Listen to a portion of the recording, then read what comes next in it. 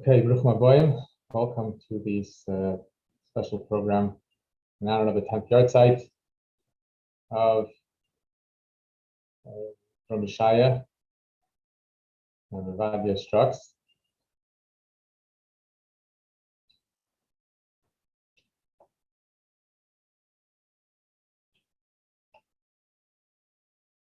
And the Shaya, as we those who knew him, Yeshaya was a exceptional chassid and mechanech, chassidish mechanech, a real chassidish mechanech, like a very, very exceptional chassidish mechanech, and really the old style of chassidish mechanechim, and many of the people who knew him speak about how they were so taken by his care, his dedication, and his dugma chaya, his ehrlichkeit, his sincerity, true dedication, true care about the inyan, about his talmidim. The Frierdiker Rebbe tells a story about how he was once on a trip together with the Rebbe Rashab from Lubavitch to their dacha in a nearby town. And on the side of the road, as they were going, they saw two travelers. And as they came closer, they recognized that it was two Melamdim from Beshenkovich. And when the Rebbe Rashab heard who they were, he slowed down. He asked to slow down the wagon, and he stopped to watch them. And he saw over there two chassidim sitting with the talis cotton, the yarmulke, showing out the hats and jackets. They're sitting there, and one was chazing a mimer, and they were listening to each other. And after that, the Rebbe Rashab told the Frierdiker Rebbe, he told them how the Chassidish Malamdim are the true ma'orei luminaries of Yiddish homes. They are the Avraham Avinus of every generation, who bring elikus into every home. And in fact, the Middle Rebbe would show more affection to the Malamdim than to the Rabbanim, and would say that it's the Malamdim will turn Yidden to Kalim to absorb elikus. This is what the Rebbe Rashab told the Frierdiker Rebbe when seeing those Malamdim. And this is something that comes to mind when we think of Shaya. And we're now going to hear some words from his son, Schtroks, who was a Malamed in Al Torah.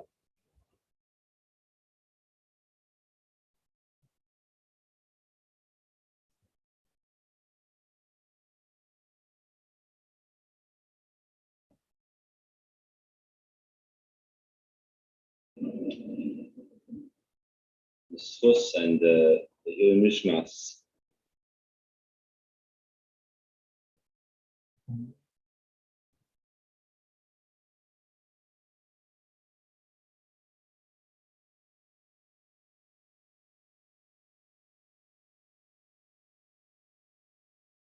The Ilin Mishmas, the Yahrtzeit of my father, Rabbi Yeshaya, Rabbi Vadia, Al Shalom, the Neshama should have an Aliyah until they complete Yerida Mata with us. I wanted to take some time to share a few stories or some insights, maybe some memories that I have from my father. And since we're talking about chinuch, regarding Chassidish chinuch, so more in the realm of how the lessons that we could take away towards chinuch. My father was to me, and he had many different roles that he was seen. There was as first and foremost as a father, and also I had the schus of being in his class as a student for a year, so as a teacher, and also in the wider community where he was sent on shluchus to Morristown. And actually, when I believe the story goes that when he sent into the Rebbe, he had two suggestions. One was for shluchus in some out of town community, and one was the cheder in Morristown. And the Rebbe, I believe, made a line from the word shluchus to cheder, something along those lines. So for my father, it was more than just teaching. It was a shluchus that he got from the Rebbe. So just to begin with, regarding as a teacher. So this is something that I've heard from others, and I've also experienced myself in the classroom. My father is the atmosphere in the classroom and the way that he taught, and I'm also sharing this now. Baruch Hashem, I was zeicha myself to be a teacher past a few years, and I only now begin to appreciate more what the style and the chinuch that I saw by my father, and how I use it myself now in the classroom. So it's even more meaningful to me. My father, he ran his classroom in a way that when you came in there, suddenly you were part of the program. You did well. He brought out the best part in you. And for years, I spent time just thinking, what was it that made you come into Rabbi Schtroks' classroom and you just did well? Was it prizes? You know, there were prizes there. There was a very strong. There was a I don't know if it was each week or each month. He used to buy from some stores a whole bunch of good for those days. For that age, good prizes, and there was this whole system of it. There was these games that he would do in class. I remember the some sort of a Torah of it was called a baseball quiz or game, where the class was divided up into two teams, and there was like a pitcher he would pull out from this bag of little cards and had some ideas klolius either about them about the Rebbe or Kloster things. So there was this fun part there. My father would be involved in when it came to sports. He was involved in came to baseball. So he would be the pitcher of the game, and of course it wasn't just about being the game. It was if a boy had to run and his yarmulke fell off, so he would stop. The yarmulke rule, you have to go back. So there was a lot of he would be involved. His classroom was fun. There was things that were going on.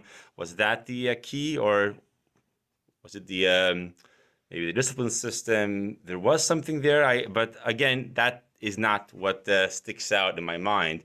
It was more just for somehow the way how he brought out in the classroom is that when you came in there, it was the atmosphere that you're here in a place to learn. You're in a place where you want to succeed, where you do your best, and it just kind of came out. Now, myself, I'm a teacher in the younger grades, first grade. My father, I think he taught more the middle grades, fourth, fifth, and even I believe towards the bar mitzvah age. That's a boys that are older, and they could be more challenging to deal with, and he had them with him. And it was just the way that the class was run, and when he was asked, can you give me some chinuch tips? Could you give me some tips? He would say, I can't give you anything. Just come into my classroom, watch me, observe me, see what I do, and we could talk about it. I don't think if my father had certain things that he could say, I think his point was that it's not a matter of tips. This is what you do. It was the way it's run. It wasn't just do this list. It was the way that the classroom was run, all the details together that put you in the right place. Sometimes there were boys that for some reason were sent out from other classes. They had to be sent as a maybe a knas. They were sent out to Rabbi Schtroks' room, and they came into the room, and they would be given something to do or like on the side, but they felt like this was I don't think when they were sent there they probably came in feeling it is kind of maybe embarrassing to be sent to somebody else's class, but they came in there and they walked out feeling I think not bad about themselves, but somehow they had a good experience. They were giving it they felt good. And at the same time, my father brought out this tremendous Hadras Kaved. I don't think it was the years Anish of anything. It was just this feeling of respect to the teacher. He walks in, he stand up, or even when some other Rebbe would walk in. I remember myself years later. I would walk into the room as a bacher or something. So this idea that when I would walk in to hear the whole class stop, they would get up. You saw they were trained in a certain way. They were trained to behave in a certain way, and you just saw it. It just came out. And there was, of course, and a large part of it was the atmosphere. There was I remember at first we were in call it the first building. It was the same building with with the girls' school was there also, and also when we moved to the new location, a wall full of Mashiach bumper stickers there on the wall. There was these different signs was there. It was just a fun, special place to be in. So that's those 2 points that I remember seeing, bringing out the best part of each child, and at the same time, this tremendous covet. Just to share something on a more personal note, being a student in my father's class, it was not the easiest thing, because you have your own child there, and Baruch Hashem, as a child, I was I behaved in class, listened, easy to, I was there to please. But just one story. My father had this chart system where he would basically, you came on time, you would get marked points to come on time, and I would come to school with my father. Um, so now this I only found out I think years later that he would sometimes come to school on purpose late a few minutes to just that I should be marked down late a few minutes because he didn't feel that for his son to have the perfect the top attendance in the classroom. Say, hey, his father, Rabbi Schtroks always comes to school on time. So of course, that's how far my father was sensitive to my feelings in the room and to make sure that I was not made feel bad. I was treated very fairly, and sometimes as a child I would feel like maybe unfair. Like I would ask my father when it came in the evening, could I have some help with the homework? So he says, just because I'm your father doesn't mean that call up your friend, ask for help. So I would feel, why am I, why am I losing out? But in hindsight, I believe the point behind it was that I should not, be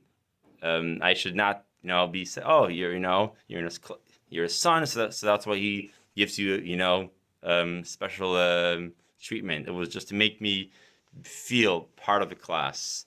And I had my own son in my classroom. So this past year, so I got to, which itself is could be quite of a challenge, but I was inspired the way that my father had me in his classroom. I felt that I was inspired to do the same.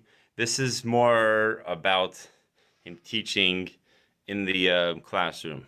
That was I wanted to focus mostly on. Also, there was his, of course, being a father at home. That was something which the kesher he had with me, with us, was the father which is there to demand from you to be your best, to do your best, but at the same time was there in a very very loving way. We had them lots of fun times, so to speak, together, and that's something which now myself as a parent I try to emulate. And then there was also in his connection to the wider community, being sent there on shluchas. It wasn't just about the cheder; it was his standing in the community as well. There was at some point there was a shir, a negunim shir that he would give to the koil, I believe, in Tiferes Bechurim, and I didn't know about this. It was only once my father passed away. So a close family friend, he said he actually has a recording of older Nigunim that my father did, and we have it now, and that's really it has his ruach there. And regarding his being involved with other parts of the Kehillah, being loyal to his job, to the Maisid, and that was there's obviously more to share, but this is just something short, that just a few short stories to share, and just to end off, and at the end towards his later years. So when his life kind of turned not in the usual way, when my mother passed away, Aleh Shalom, and my father had to deal with that, and I saw it as a child, him struggling with certain things that were going on, and trying to still at the same time be the teacher and be the parent and be the shliach that he was, and it took work. My father became he would spend time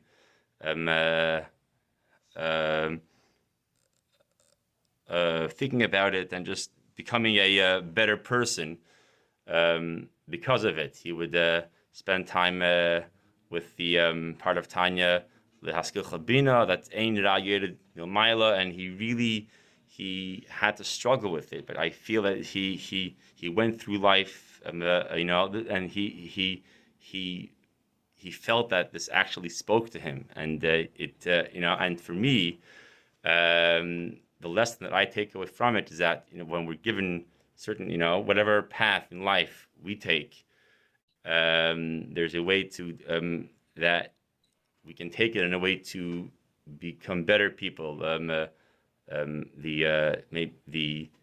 nisayon is the lesson to lift up, and that's the lesson that I take from my father. And he may not be with us with Miss now, the Gashmis, but I believe this lesson, this legacy that he sent us, is something that I hold very dearly, and this is my guiding light for going through my own life. And I believe I also talk on behalf of my siblings as well.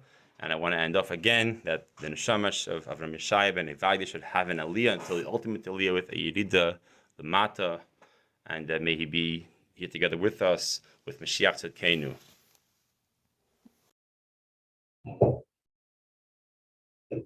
Okay, thank you very much, Rabbi Yitzchak, for those words, the insight into the life of your father. This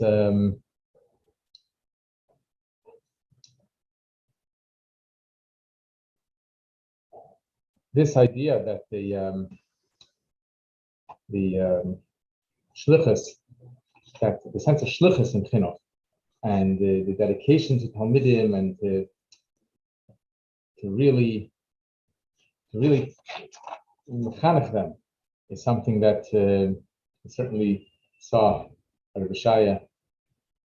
And now I'm going to hear some words from Rabbi Loshansky, Zalman Loshansky, who's the Rav of Anash in Morristown, and was very extremely close with Yeshaya Schtroks.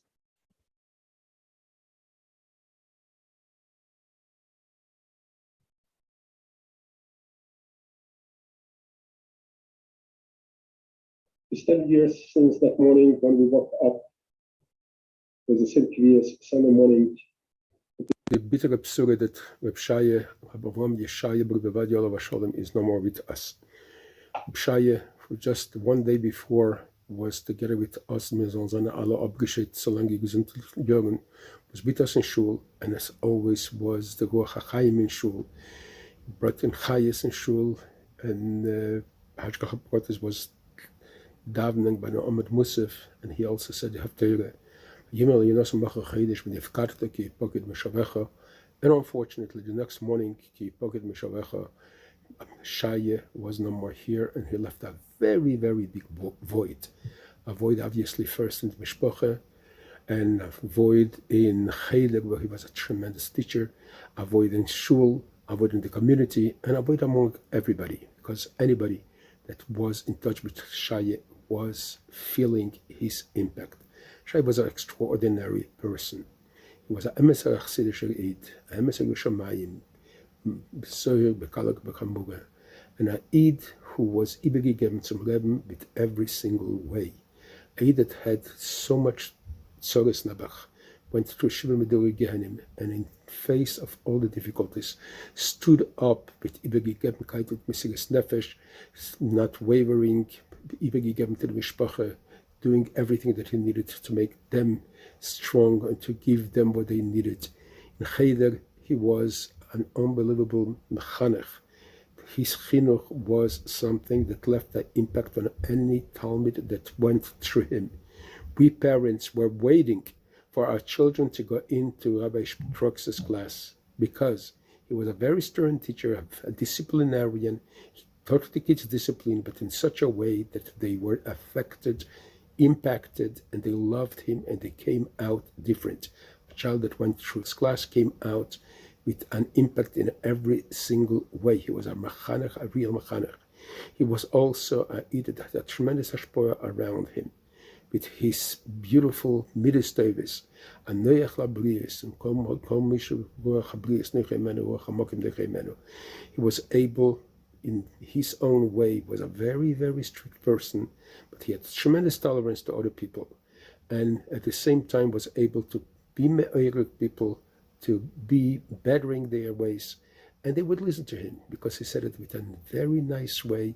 They knew that he means their teva, and therefore he had a tremendous impact in Cheder, where he was in Shlichus, as the Rabbi told him, he's in Shlichus in Morristown, and in the community. And his basic loss is a loss for everybody. Shaya, as anybody knew him, would be running away from COVID, and he wouldn't want anything spoken about him. But it is this Yahrtzeit, and on a Yahrtzeit we do things to Le'il and Neshama. When it comes to Le'il and Neshama, we know something that the Rabbi told us on the first Yahrtzeit of the Rebbetzin. The Rabbi said, we think that all of the things that we do for the Neshama is for the Neshama to just be Eila L'mayla. But said the Rabbi, there is more than that. The Rabbi brought from the Rambam, that was the Hashgacha brought is that day, that a mav irbein tzorich la'afore is for person burns something, and he doesn't need the ashes. He just burns this for nothing. It's not real amalocha. Rabbi said, "Niravaya nishmas adam." The neshama really is oile l'maylo, and you might think that neshama, all the neshama wants is to be oile and be burnt. But that's not what the neshama wants. The neshama wants that there should be an impact down here lamata. The greatest aliyah for the neshama.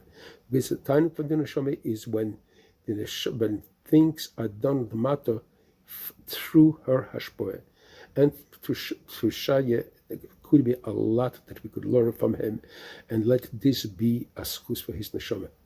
Shaya was the personification of Achsidei Sha'id, and we could learn from him in his beautiful ways. In Bod Bin Modem Lamokim, in Bidodem Lachaveire, a Eid that was given to Rabbi with every single fiber of his neshama, doing everything that you need to do in a beautiful way. And as I said before, in the face of tremendous difficulties, caring for his wife, in difficult times, and then losing her, having to take care single-handedly of the children, and yet doing it with such a big gegebenkeit, and always with a smile on his face. You could never see the tremendous turmoil that he is going through. It didn't affect his work in Cheder. Always ibegeben, and everybody that remembers him with tremendous fondness, and remembers the impact that he had on him. It's not for nothing that we find in our community people that not from his family and have named children after him. This basically is testimony to the impact that he had on the community. And 10 years later, people still talk about him, and talk about the impact that he had on their life. He used to come into shul, and the shul would be filled of chayes. A chassidische chayes, a chayes of a Eden that knows that his life is übergegeben zum Rebbe, and carrying out what his function here in this world is. And that is something that we could learn from it, and we should learn from it. And when we emulate these ways, it's going to be a tremendous schus for his neshama. There is so much to learn that we could emulate for uns allem and for lange gesunde Jahren, and we pray that his neshama should have an aliyah, should go to higher and higher levels. And we pray that Shaya, that was so much given to Rebbe, so much looking with every fiber of his neshama, metzape lebias hamashiach, constantly with a thirst that is only shayachas by emes chassidei she'idin. So Shaya for sure is interceding there and asking that we should see already the Geula Ha'amitas V'Hashleime coming out, and we should see him back here together with us when the Rebbe should take us out of Golus. Teikef umiyad mamesh b'tech simcha v'tov levo. He should be a good better for his mishpacha. He should be a good better for everybody and for Klal Yisrael. And we should have all the simcha v'tov levo. Thank you, Rabbi Washansky. This this idea of the Malamed as it's a dugma chaya, that impact that it has on the students is something that we see from the Rabbi, and we hear the Rebbe spoke about how when he was younger, that the Rabbi Levi hired a Malamed, and who would have to stay in the Rebbe's home. And he stayed in the home so they should be able to learn from his anhaga. And we see the impact that a Malamed has when he, from his personal conduct. We're now going to hear a few words from Rabbi Chaim Shapiro, Rabbi Shirin Manal, in the yeshiva in Morristown.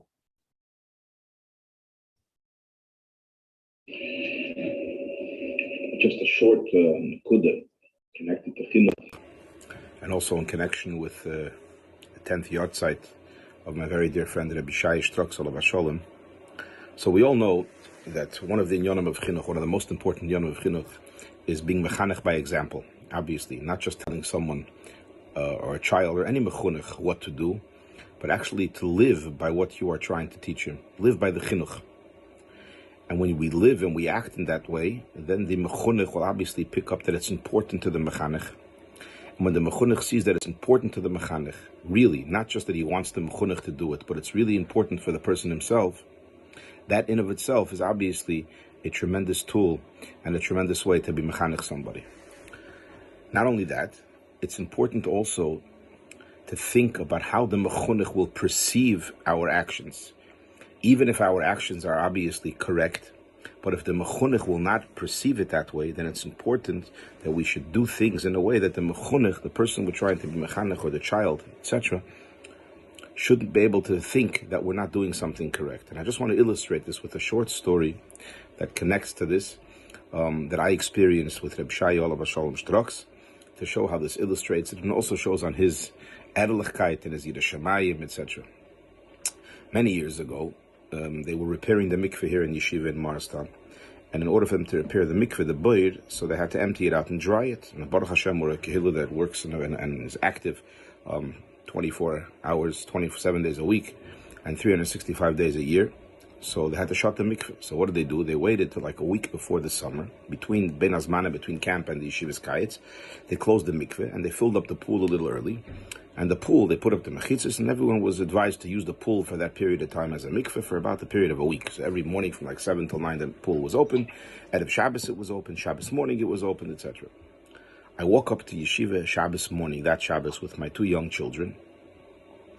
And they used to also join me to go to the mikveh normally. And we go to the pool to go to the mikveh.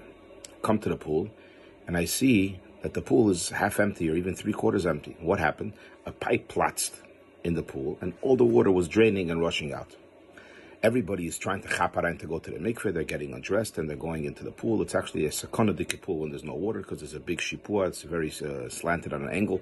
But everybody was like slippery, going down and getting undressed and going to the bottom of the pool where the water was still there to go to the mikveh. And I'm standing, I'm not dreaming to go to the mikveh with my kids. Rabbi Shaya comes over to me and he tells me, he says, Chaim, why are you not going to the mikveh? I said, Tzedishka mikveh, it's apostle mikveh, it's not kosher. So why not? So I told him, because it's a zoichlin. The halacha is that a mikveh has to be ba'ashboirin, it has to be standing water. It can't be zoichlin, it can't be flowing. Now a pool is a kosher de mikveh, not for a tefillah deraisa, but for tahara yisera akoponim, or tefillah sezda. A pool is a kosher de mikveh, even memsa of mayim she'uvim. However, it has to be ba'ashboirin, it can't be zoichlin. If the water is flowing out, it's not a kosher de mikveh. If the filter's on, that's in itself a shayla. Obviously, the filter should be off. If the filter's on, we can probably also al koponim go to the mikveh mitzad kama svaras. But in this case, it wasn't the filter. The water was completely flowing out. The water was completely draining and leaving the pool. Halacha, there's a difference between a schila nikeres and a schila she'ena nikeres. If it's a schila she'ena nikeres, so it's kosher. If the water flows out very little, it's always kosher. The Gemara brings rayas that that's kosher. But this is a clear schila nikeres. The pool was emptying out in a matter of an hour or two. The whole pool, thousands of gallons of water emptying out. I told him it's a zoichlin, it's a apostle mikveh. I'm not dreaming to go to the mikveh. He turns to me and he tells me, Chaim, listen, I don't know enough halacha to tell you if it's a kosher mikveh or not a kosher mikveh. But one thing I can tell you, your children have no idea whether it is din of a zeichlin or mikveh. They see that mikveh is not important to you. Everybody else is getting undressed. Maybe they're wrong.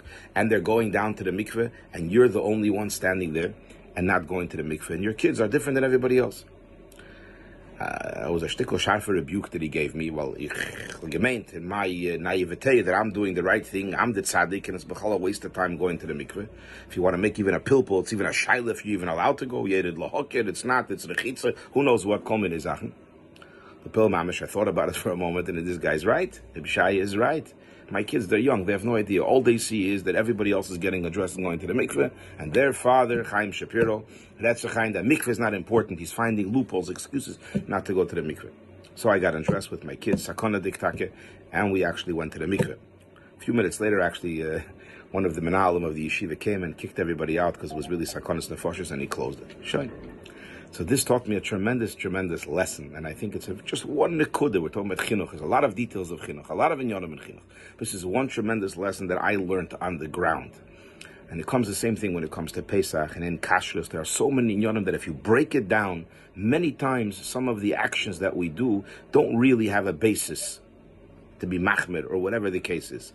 But yet, perception of our mchunochim, what they're going to think, if it matters to us, they're going to think how much we care about it, we still need to do it. Just as a side note, and I'll conclude, Matzoi Shabbos Kodesh that week, about 10:30 at night, this was the summer, so the Mshkia, this mom was very late, there's a knock on my door in my house. Shaya Schtroks. Come in, Matzoi Shabbos, good Woche, what can I do for you? Du hast doch gesagt, that the mikveh was not kosher, sie gewinnt Zeuchlin. Haste us that we weren't in the mikveh today. So he tells me that I arranged with one of the shluchim in the area that has a mikveh. I'm going now, Matzoi Shabbos Kodesh, to go to the mikveh, 10:30, 11 o'clock at night. There's only hasten that. Koyach Rabbi Shapiro. The Fidik Rebbe once said that American in the light Bachrim, boys need to be told very clearly what a malam is, and particularly what a Hasidic malam is. And the Matar that Fidik Rebbe describes, when a malam of the past, the letters of Torah burned in their hearts. And when Malam taught Talmudim Aleph Beis, the Aleph was a flame. And he taught Komatz Aleph, the Komatz was a flame. And same thing when he taught him Chumash. And in the heart of the Malamed there was a flame, and he imparted that to his Talmudim. So when the Malamed has that Varenkeit and excitement for mitzvahs and Torah, he gives that over to his Talmudim. We'll now hear some words from Rabbi Aaron Gans, who also is a Magashir in the Yeshiva Morristown. He taught alongside of Shaya.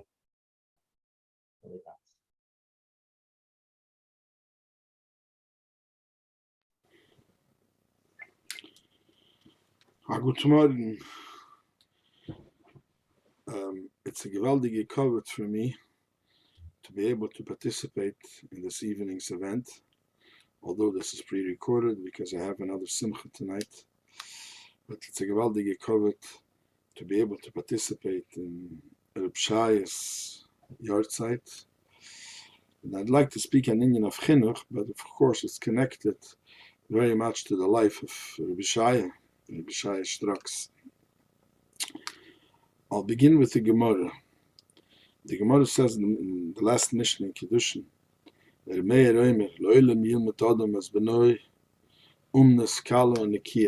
a person should always teach a son an umnus, which means a trait. It should be kala, an easy one that is not connected to Avedas, Nikia, Uchul. And then in the Braisa, it's very interesting, the same Reb Meir, which the Gemara says his name was really Reb Nehorai. So in the Braisa it says Reb Nehorai says, Ani maniach kal umnus shubiyalam. I leave over every umnus in the world. I don't teach them to my children. I teach my children only Torah. So it sounds like a contradiction. In the Mishnah, the Meir teaches other people to do otherwise. When it comes to himself, he says, Ani, myself, as far as myself is concerned, maniach kol umnus shubaylam. So there are some of us who try to say that that's what Umnera is saying. In general, I tell people that, What's the derech ha'olam? To me, there's nothing more than Torah. But I was thinking once that the truth is there's much more to that. And Rabbi is teaching this to everybody because Torah is a hero to each and every one. And when the Rabbi says, Maniach ani is called umnus, it's not a stira to what is said in the Mishnah.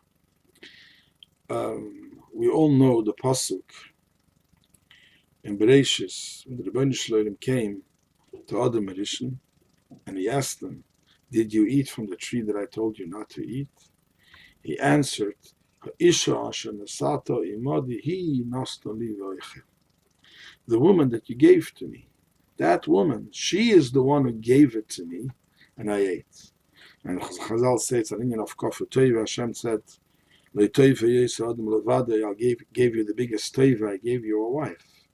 And now you're blaming me that I am shuldig because I gave you the wife and she made you sin. But the truth is we do this every day, each and every day, since Adam Rishon. Anybody who has a blame blames it on his wife, blames it on another person. And the truth is as follows.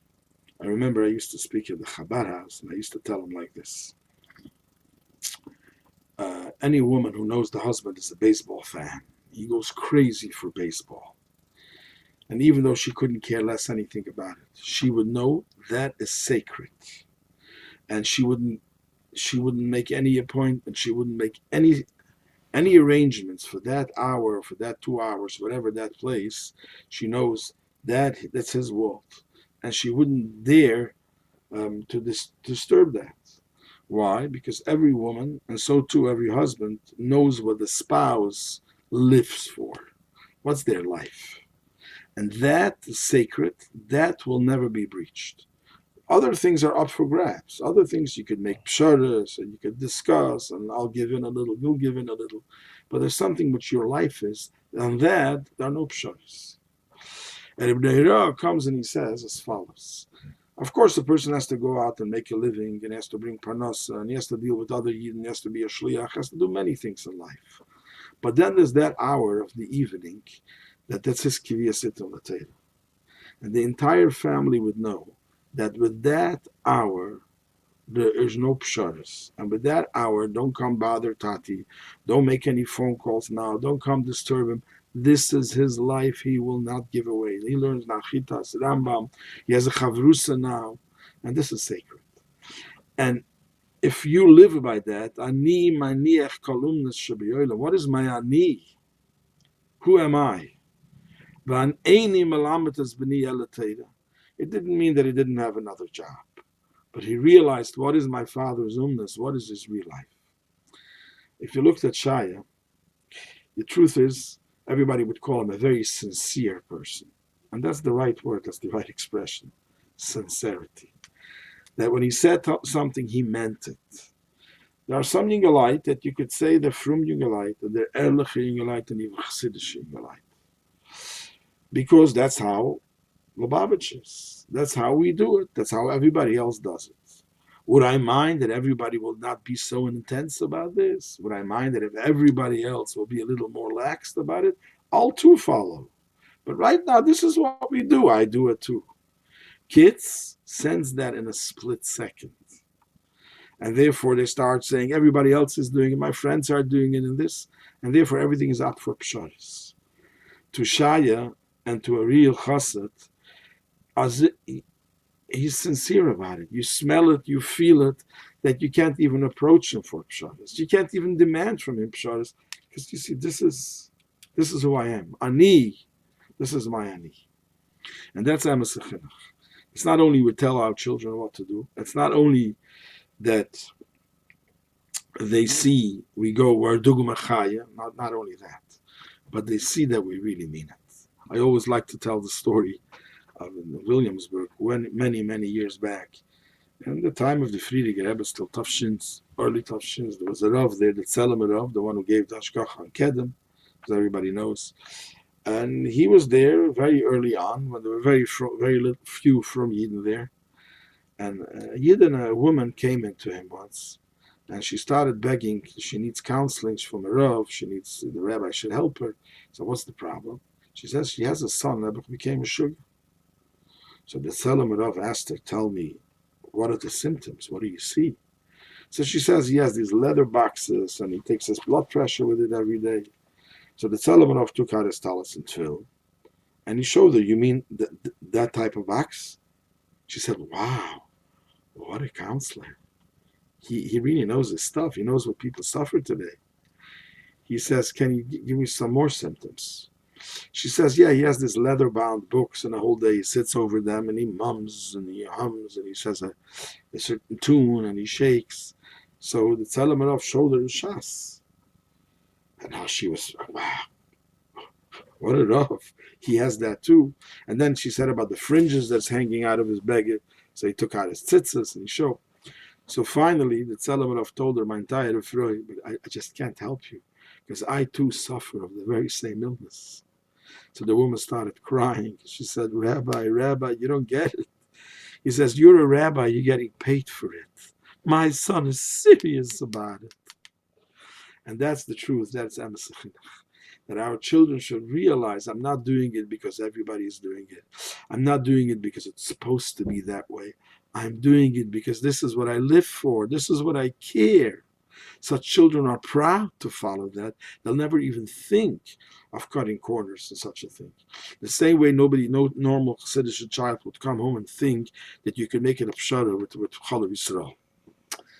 It's not up for psharas. It's ingrained. This is luchos abris. And so too, by Shaya, Achsidische Minik, as the Rebbe says, we start the Haggadah, the Shilas, not with Matzah Mora, but we start with Einon Matbilin. The Minik Yisrael was to him so dear and so rich and so sincere. If you want to find a Chassidische word for that, really the expression is what the Alter Rebbe calls it in Tanya. It's called a Beinoni. Do we have the Madregas of Beinoni? No. But in certain areas, you could say a Frumer Yid is a Beinoni when it comes to Shabbos. Even though he has an urge to smoke, you could swear he's not going to smoke. Legabe Shabbos, he's not shaykh to violate, to smoke. He's a Beinoni. A sincere, emes chassidische Gemara, man sagt Shaya given an ernster, very sincere meant, the old in Yonim touched him like a Beinoni. It's not meant for change. This is what it is. But when anybody comes and blames, my wife doesn't let me go to my shir, my wife doesn't let me do this, or a wife complains on a husband, my husband is a little more chilled, he doesn't let me this, he doesn't let me that. It's usually because I am missing. If I would give over the ani, maniach kalumnas shebeolam, and the ani is only Torah, that's who I am. That's what I exemplify. Then nobody would dare to come into that space and make psharas. People only demand those areas where it's open. But those things which is my life, and that's real chinuch. That was Yeshaya, Kol Kula, he personified that. And remember the shock still, when people heard that Shaya didn't wake up. It was unbelievable. He was the emes mechanech, because the emes dug mechayev that all his children in yeshiva and in cheder, and I had the privilege, me, Rabbi Markowitz, and Rabbi Shaya taught together. It was a small cheder those days. There was not even a menayel. We all did it together. We were discussing all Yana Chinuch together with each other. It was a beautiful time, and beautiful Talmidim there as well came out of that Chinuch system. And Rabbi Shaya was there. So the Rebbe should help him. That is the Shama Shereben Aliyah in Gan Eden. And it should be a good better for seine Kinder, for seine Sprache weiter.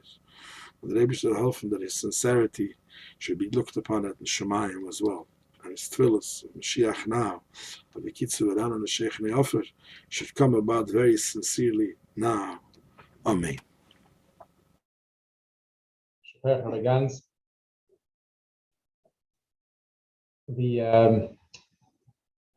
There's a story the Fidik Rebbe shares where he describes a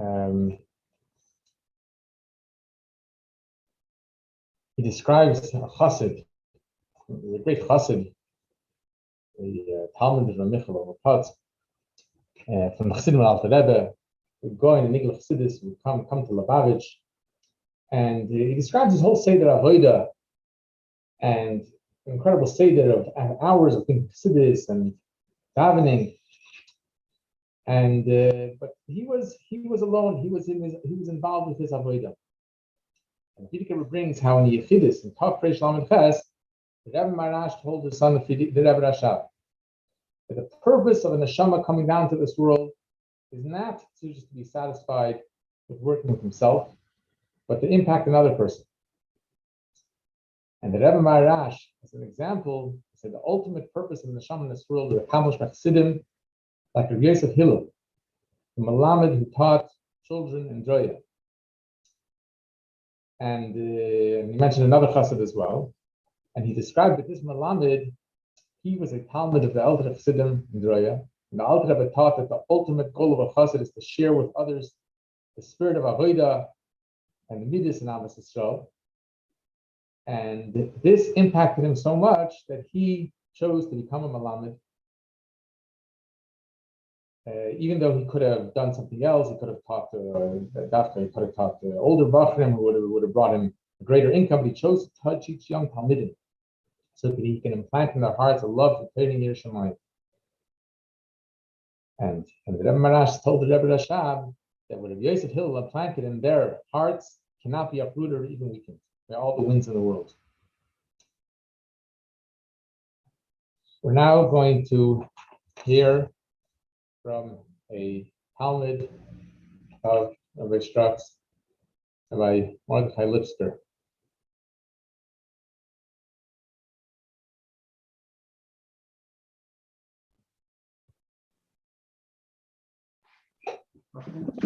Yeshaya, Chaim.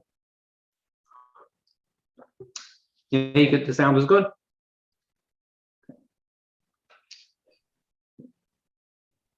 Gesunte Zoomer to everybody. Thank you for coming here tonight. Thank you for having me. It's like a big schluss. I can't refer to Rabbi Schtroks. I could only refer to him as Rabbi Schtroks. Let's just say that. He was not my chaver, he was my teacher. One of the memories that not just I have of him, but most of his students have the same memory. Ask him, what do you remember about Rabbi Schtroks outside of the classroom? So the Seder was like this. The Maristan, we had a lot of outdoor space. The big broch over there. So we would always go out for outdoor recess. We would go play ball. Rabbi Schtroks would always come down with us to the field. And if it was baseball or marshal, so he was the pitcher. Designated pitcher. We had two teams, and he was the pitcher. So you needed a kid to be the back catcher to throw the ball back to him. So everybody knew that Rabbi Schtroks, in his signature short sleeve white shirts, he always stood on the pitcher's mound with his glove, and the catcher had to throw the ball straight to him. He would hold his glove like this. He wouldn't move further out of his, he wouldn't move his body, just his arm. If you got the ball within his arm's reach, it was good. If not, he wouldn't bend down to get the ball. The catcher would run, pick up the ball, and throw it to him. So in a funny way, I believe that really captures Rabbi Schtroks. It really captures his chush in chinuch, and something that ad hayom I try to learn from, and something that I believe we all could learn from. That is this balance. On one hand, Rabbi Schtroks could have stayed like many other teachers did and still do. He could have stayed in the classroom. He could have taken time for a break, especially when he was not just a teacher, he was also a principal sometimes for some of the years. But he chose to join us down on the field. And he gave us a good time. We weren't inhibited because it was Rabbi Schtroks. We felt comfortable. We all had a good time. He was a good pitcher, good at it. He would give kids tips how to hold the bat. But at the same time, there was a firmness that he had, a certain stability.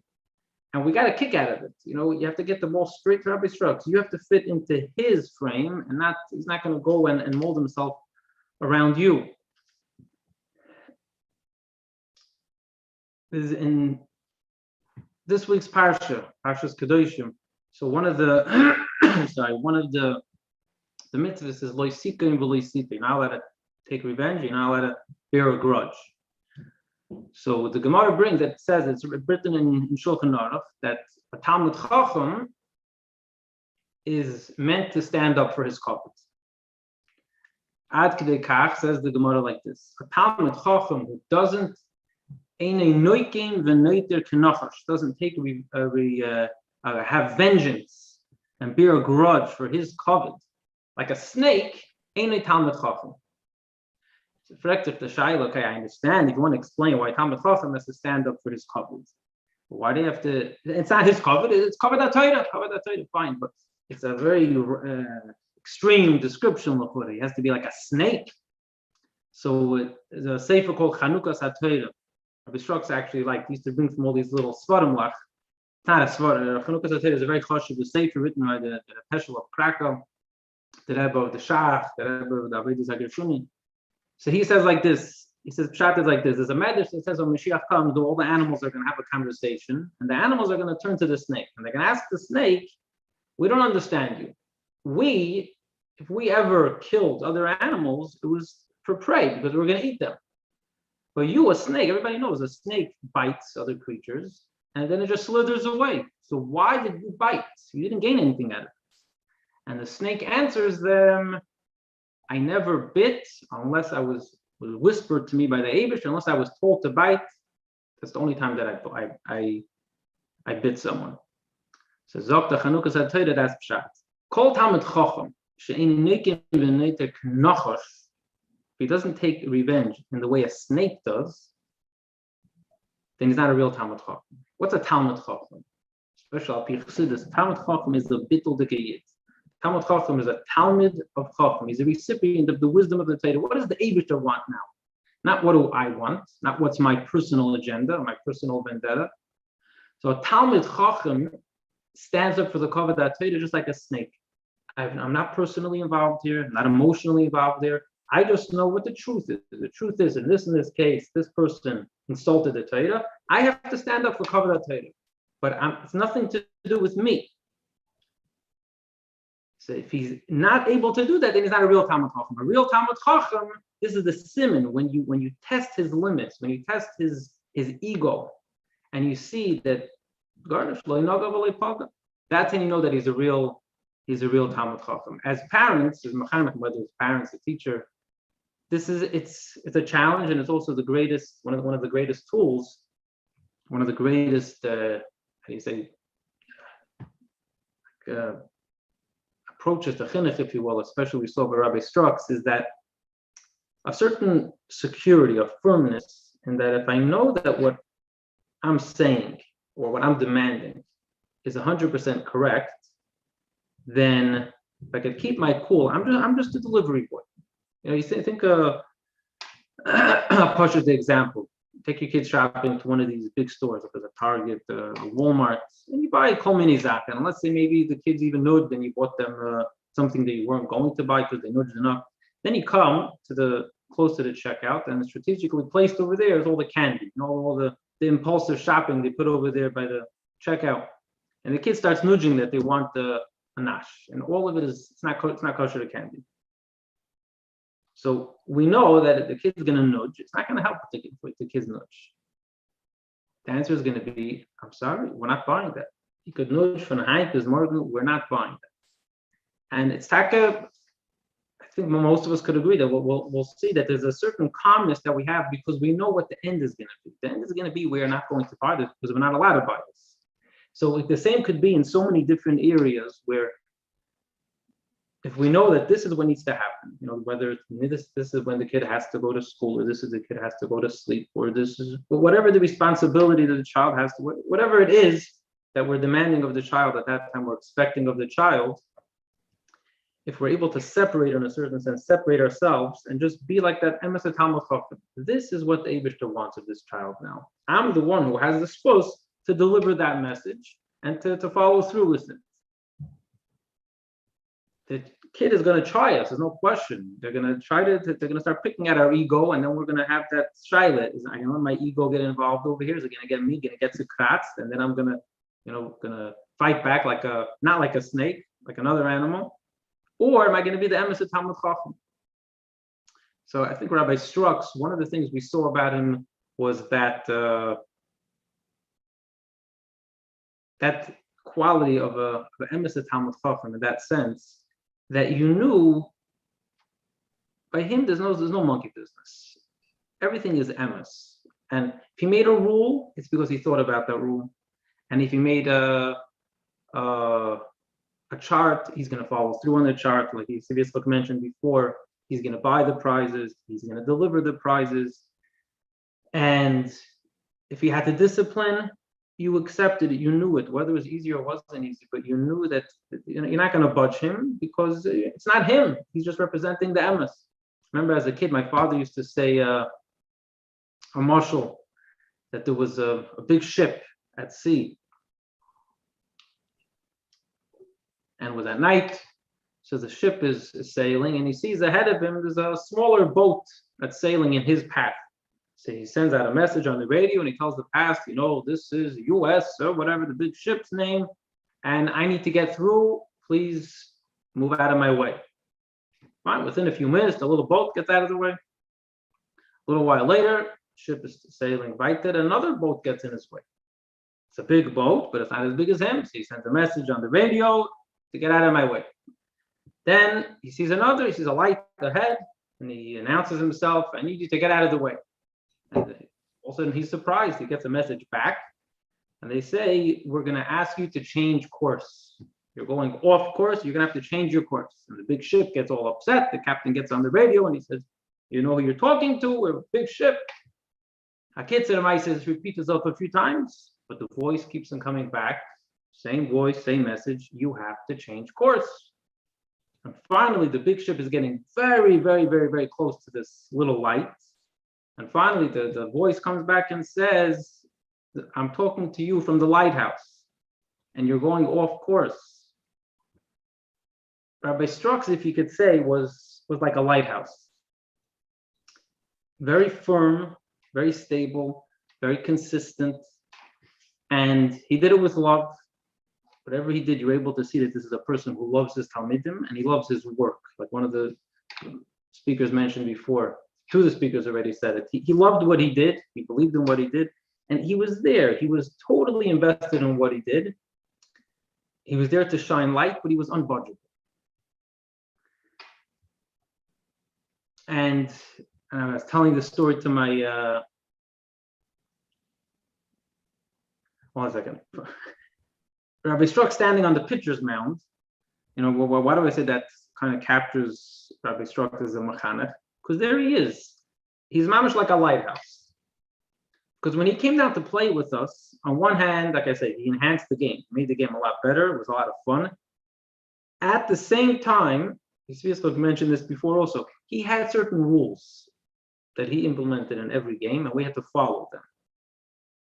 One of the rules was the yarmulke rule. If a yarmulke falls off, then any play that happens before the yarmulke is put back on, the play is disqualified. It doesn't count. You could have hit a three-pointer basket. You could have hit a grand slam.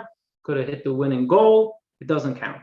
And we got used to this. We understood it. Yarmulke falls off. It became our immediate reaction is to pick up the yarmulke. He had rules about unrefined language. There was no such a thing. Language on the field, but during recess had to be just as clean as it is during the rest of the day. Or mistreating another kid. If anyone mistreated or teased another kid during sports, there was zero tolerance for that. Excuse me.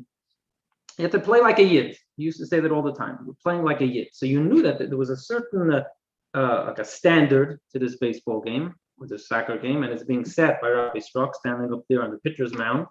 But at the same time, he lent himself to us to give us a good time and to adapt himself to us. So he shined a lot of light, but he did it from a very strong place of security. Of course, it takes a lot of practice, and it takes a lot of learning also to see what is it that the Torah does expect of us as a parent, as a teacher. What is it that the Torah wants of our students, of our children, at which ages, to know what to expect of them. The expectations should be correct, and should be we should be ready to implement them and enforce them, and then we'll have that security to go through with it. I was repeating the story to my son, my 11-year-old son. I was repeating the story of the boat. So he asked me a question. I never thought of the question. He says that the big ship sends a message to the lighthouse and says, I need to move out of the way. So the lighthouse could have said right away, I'm the lighthouse. you change course. But he didn't do that. The way at least he said, the way you told me the story, the lighthouse first said, change course. And again, change course. And the third time. And then he tells them I'm the lighthouse. Why didn't he tell them the first time? But as I'm sitting here and thinking about Rabbi Schtroks, the reality is like this. The reality is that just because we have all the best ideas in chinuch, and we tell our kids, or we show our kids what we believe is right, it doesn't mean that they're going to listen right away. And that doesn't mean that they're going to appreciate us for who we are right away. It can take a very long time. So you can tell the boat, this big boat, the kid is ready to bulldoze us and everybody else around. I'm the lighthouse. Okay, I'm not ready. Maybe I'm not ready to appreciate that you're a lighthouse or what a lighthouse is. I want to go into these big wild waters and it's dark, but I'm going to find my own ways. Not every child is ready to hear that we're a lighthouse. But if we have that security, knowing that we're planted as Yahrtzeit in the ground, very strong, and we're shining that light, and we're giving them that guidance, and we're doing it with love, and we're doing it calmly, like I'm as a Talmud Chacham, then at the right time, you can tell the child, and the child will understand, I'm a lighthouse, and I'm doing this just for you. So the Eibusha did give me the schos, and I guess the sense that Mamash, a little while before he passed away, we were talking, and I thanked him for all the years that he gave us in Cheder and Morristown. It never occurred to me to thank him. But once I started teaching myself, I realized how much he put into it and how he made it look so easy. It could take many, many years for anyone to come back with any type of feedback or any type of thanks or appreciation. So he definitely left his mark on many, many people. And like Rabbi Hellinger mentioned before, his Talmidim then became teachers, and some of them have students who are teachers already. So Rabbi Schtroks already has grandchildren in the Ruchni Yizdika sense. So he should have a lot of nachas from his own children and his Ruchni Yizdika children. And the main thing is he should be able to come back down and enjoy the nachas with the Mashiach. Amen. Amen. Yeshaya, thank you, Rabbi Lutzker. And we say to be reunited together, Shaya, with the coming Mashiach, with the Binyan Mamash. Eine gute Nacht, eine gesunde Summe.